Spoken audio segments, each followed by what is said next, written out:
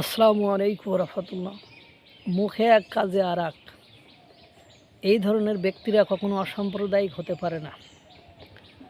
যাদের সাম্প্রদায়িকতার মাধ্যমেই জন্ম হয়েছে, সাম্প্রদায়িকতাকে টিকিয়ে রাখার জন্য যারা নিজের দেশের বিরুদ্ধে যেতে পারে, তারা কখনো অসাম্প্রদায়িক হতে পারে না।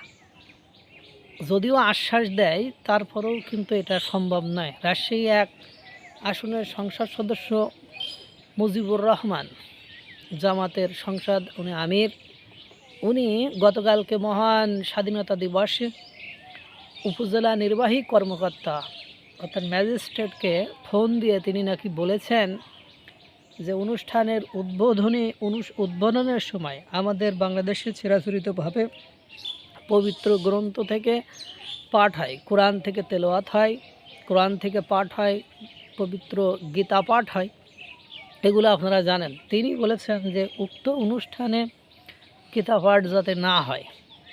পরবর্তীতে স্থানীয় বিএনপির নেতা মিজানুর রহমান তানোর, উনি ম্যাজিস্ট্রেটকে অর্থাৎ উপজেলা নির্বাহী কর্মকর্তা, উনি একজন নারী, ওনাকে বলেন এটা কেন। পরবর্তীতে এই সংসদ সদস্যের কথা অমান্য করে সেখানে গীতা পাঠ হয়েছে। এই হলো বাস্তবতা, এটাই হলো সত্য এবং সুন্দর। কারণ কি দেখেন, আমি আপনাদেরকে বলি, এরা অসাম্প্রদায়িকতার কথা বলে, কিন্তু দেখেন আপনার দুর্ভাগ্য হলেও সত্য। আপনি নর্মালি বেশি দূর যাওয়ার দরকার নেই। আমি কয়েকটি ইভেন্টের কথা, কয়েকটি ঘটনার কথা আপনাদের সামনে আমি উদ্ধৃতি দেবো বা তুলে ধরবো, তাহলে আপনারা বুঝতে পারবেন যে দীপুচন্দ্র দাসকে যখন উলঙ্গ করে ল্যাংটা করে ঝুলিয়ে পিটিয়ে মেরে ফেললো, আপনারা কোনো জামাত ইসলামের নেতার বক্তব্য শুনেছিলেন বা এটা ন্যায় বিচার চাই, এটা আজ পর্যন্ত আপনারা কখনো দেখেছেন? দেখেন নাই। খোকনচন্দ্র দাসকে যখন হত্যা করা হলো, তখনও কি আপনারা দেখেছেন কোনো দিন? যখন রংপুরের গঙ্গাছড়ায় আপনার 22টি বাড়িতে হামলা, মসজিদের মাইকে ঘোষণা দিয়ে হামলা ভাঙচুর চালানো হলো, তার জন্য একটা বিবৃতি দিতে কি তাদেরকে দেখেছেন কখনো? দেখেন না। চট্টগ্রামের হিন্দুদের, সংখ্যালঘুদের বাড়িতে হামলা দিয়ে আগুন জ্বালিয়ে দিল, তার একটা বিবৃতি দেখেছেন?